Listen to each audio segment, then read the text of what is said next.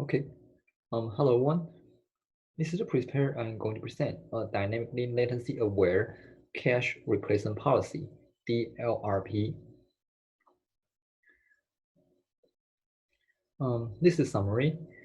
The non-uniform cache architecture NUCA has varied cache access latency, and we found an important access pattern with long dynamic latency that shows cache hit rate degradation due to the varied latency. Thus, with this observation, we're gonna present a power efficient online identification mechanism and a dynamically latency aware cache replacement policy to deal such spatial pattern. And the result shows that our proposed DLRP outperforms LRU by 53% for loss access patterns with long dynamic latency. This is our outline. First, we'll discuss about the non-uniform cache architecture, NUCA, and its varied latency that it will be related to the cache bank location. And then we're gonna discuss the access pattern of long dynamic latency and its identification mechanism. And we're gonna propose the dynamic latency aware cache replacement policy, DLRP, and then the experimental results and conclusions. We'll start with the non-uniform cache architecture. The non-uniform cache architecture, it partitions a large cache into several banks. The NUCA, by doing so, the NUCA provides a very access latency to cache banks to avoid a fixed worst-case access latency. This figure shows an example of a shared level 2 NUCA. And this is a shared level 2 cache bank 3.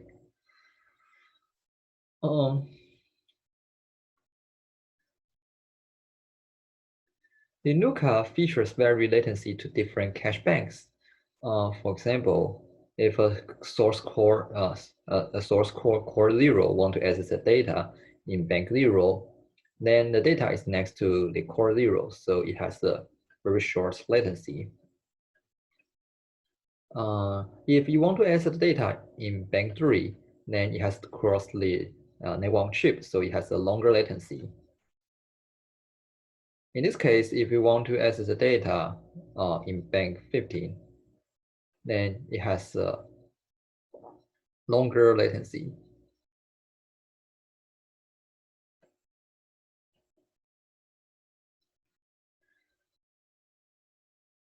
The relation of the latency and the cache performance. Consider two access pattern. The upper one is a pattern that keep accessing data blocks with long latency, and the lower one is an access pattern that keep accessing a data block with a short latency. If we execute those two patterns with the other applications, the one that accesses long latency data blocks will be more likely to be evicted because it has more interleave before reaccessing. Previous work has targeted to minimize the latency by the data migration, cache partition, and data duplication. And we found that the latency does not always affect the cache hit rate. For example, consider a bank interleave access pattern. In a bank interleave access pattern, the access will be 0, 1, 2, 3, 4, 5, 6, 7, 8, 9, 10, 11, 12, 13, 14, 15, and back to 0, 1, 2, 3, 4, 5, 6, 7, 8, 9, 10, 11, 12, 13, 14, and 15. This kind of bank interleave access pattern, the time interval before the accessing is the same. For example, although those data blocks have a different access latency, but the time interval before reaccessing will be keep the same. So the latency does not affect the cache hit rate in this kind of bank interleave access pattern. Consider another access pattern that always access the same cache bank several times before accessing another one. So this kind of pattern has a different time interval before reaccessing. So latency may affect the cache hit rate in this case. We call this kind of pattern as the access pattern with long dynamic latency because they have a different average latency on different time period. To further confirm this observation, we conduct an experiment. We observe the cache rate on the bank 0, bank 5, bank 10, and bank 15. The x-axis is the bank 0, bank 5, bank 10, and bank 15, indicating the short distance to the far distance. We found that for those access pattern, we saw long dynamic latency. For example, for the bank interleaved access pattern, the cache bank hit rate will remain the same. And for the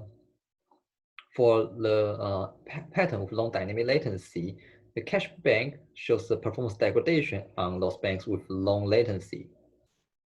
So this becomes our motivation. We want to tackle the performance degradation issue on the cache banks that far from core or with the long latency for the access patterns with long dynamic latency.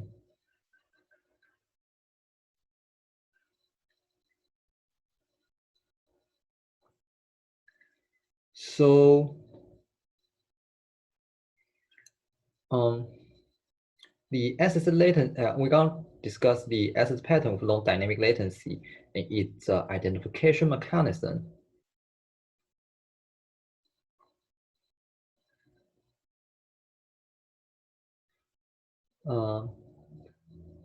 We define the dynamic latency is a latency that in a period, and the figure shows an example of the access pattern with long dynamic latency. And this shows the period with long dynamic latency. This kind of access pattern can be identified by an exponentially weighted moving average, EWMA, with this equation. And if the EWMA is larger than a threshold, we define it as a long dynamic latency. And we set the threshold as the mean of the average latency and the maximum latency, because by doing so, we'll maximize the differences to the both ends.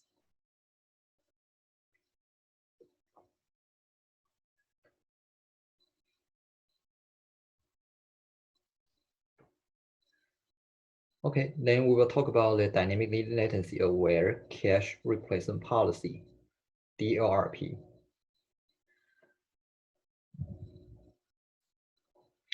A cache replacement policy, it maintains the priorities of cache banks, and it will evict the victim block with the eviction priority.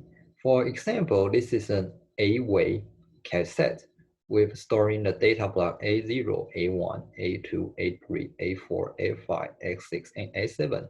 From the left to right means the priority value. The lowest one is the eviction priority, and then the low priority values into the highest priority value. When the core access data block, which is in the cache set A2, then the cache replacement policy may choose to promote the block to the highest priority value. This is the choice of the cache replacement policy. When they want to access the new block A new, then the cache replacement policy may choose to put the new block to a low priority value. Again, this is a choice of the cache replacement policy, and it will evict it will evict the data with the eviction priority. This actually is the SRRIP replacement policy. It just gives a proper priority value to a new block to achieve this mechanism. So now we want to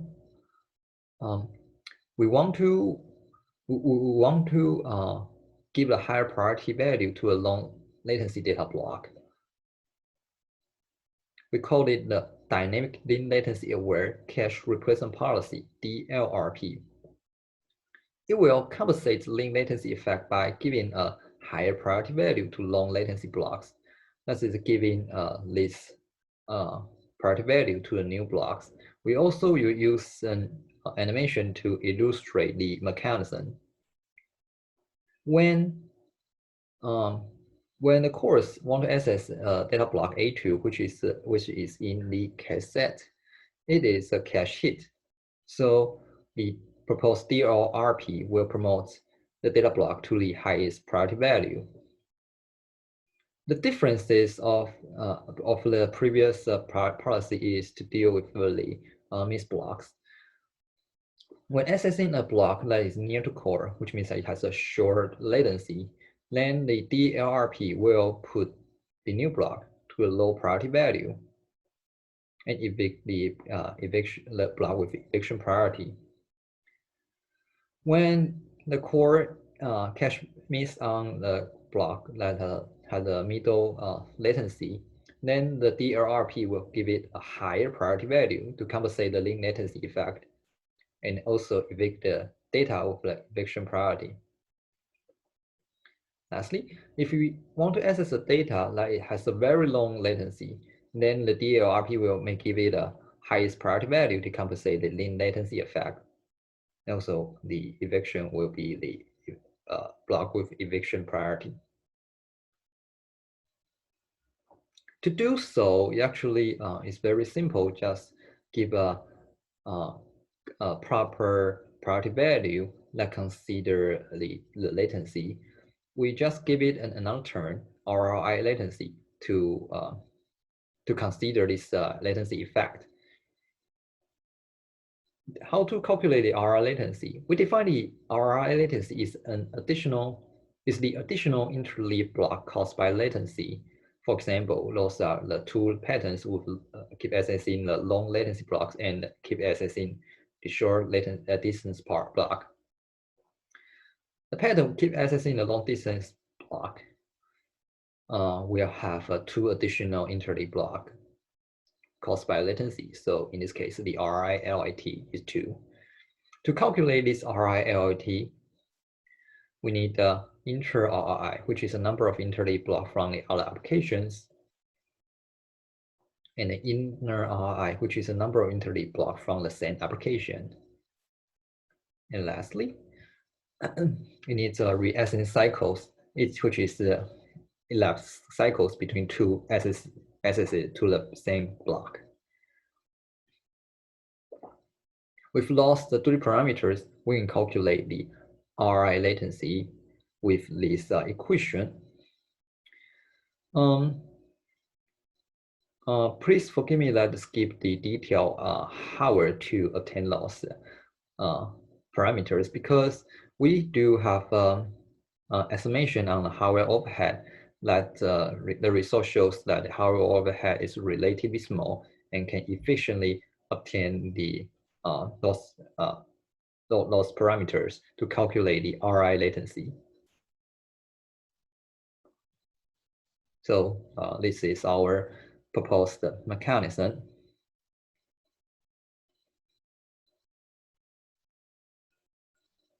Experimental results.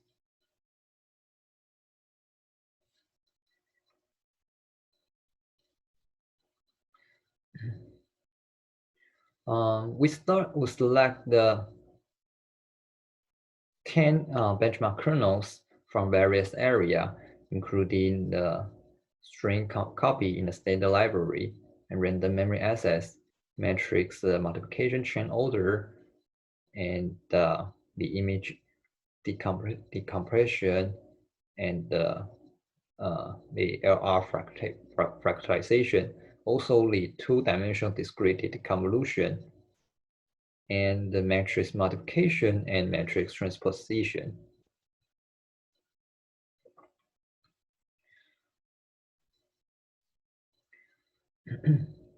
The experimental results. This table is divided into 2 parts by our identification mechanism. The upper one is the kernels that with no long dynamic latency, and the lower one is the kernels with long dynamic latency. You can see that the 2D conversion and the matrix multiplication transpose belongs to the kernels with long dynamic latency. So from the result, we found that for the kernels without long dynamic latency, our method cannot they cannot benefit from our proposed DLRP method. On the other hand, for kernels with long dynamic latency, our method shows 53% more performance compared to the LRU and has a 54 and 24% more performance improvement compared to the NRU and SRRIP. Again, we do the cache performance degradation analysis. The x-axis is the link latency between the cores to its data location, which means that it has a short latency to the far latency one, or it means that the data location is near to core to the far from core. From the figure, we can show that for the policy, we saw that is unaware of dynamic latency, for example, the SRIP shows the performance degradation on this SS pattern with long dynamic latency.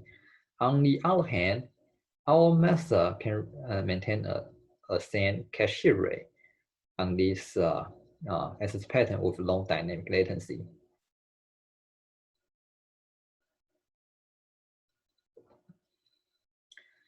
So we also conduct a mixed kernel experiment analysis. A row means a mixed workload. The first row means that there's a kernel with long dynamic latency with 3 kernels without long dynamic latency and 12 compute-intensive kernels. The second row is another workload with a kernel with long dynamic latency and 4 kernels without long dynamic latency, and the 11 compute-intensive kernels, and so on and so forth. Totally, we have 6 workloads for analysis. And the result shows that our method achieves better performance on the kernels with long dynamic latency.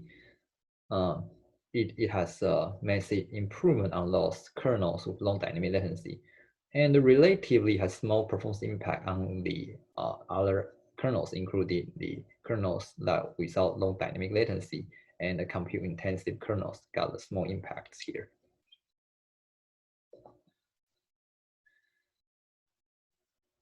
Conclusions.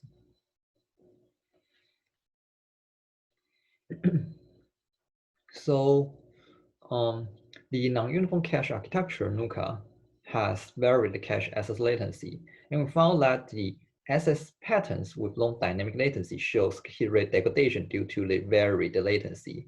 So we present a high efficient online identification mechanism to detect such special pattern, and propose a dynamic latency aware cache replacement policy, DLRP, to deal with such pattern.